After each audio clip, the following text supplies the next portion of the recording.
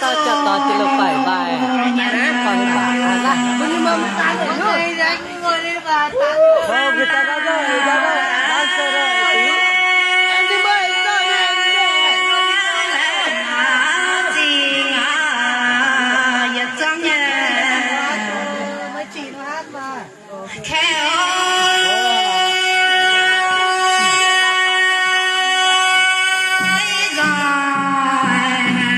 giá nữa nông giá cam xuân mà vô vi na cha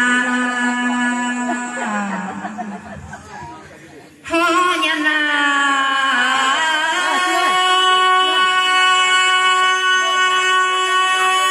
chiều nhà bèn on về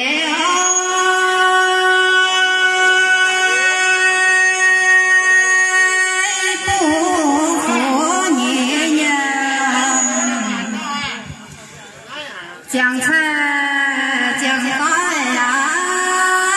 phèn ngon hứa ta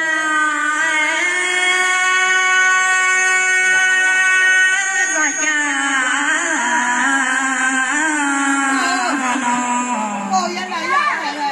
phiếu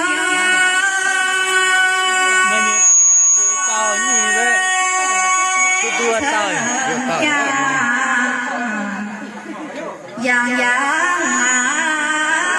ya ma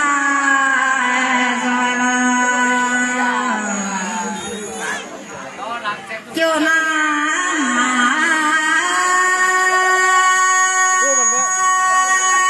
biết không à biết ai không ấy chỉ có chuẩn nam tướng mình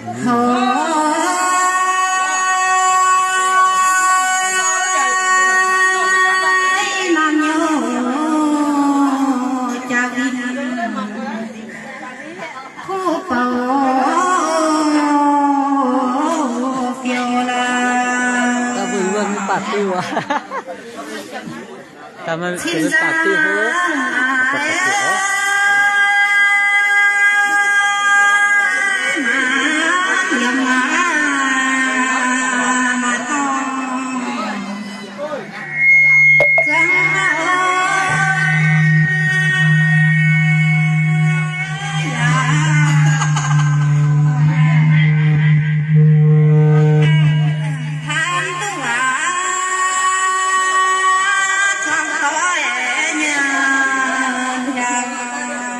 đây rồi nè,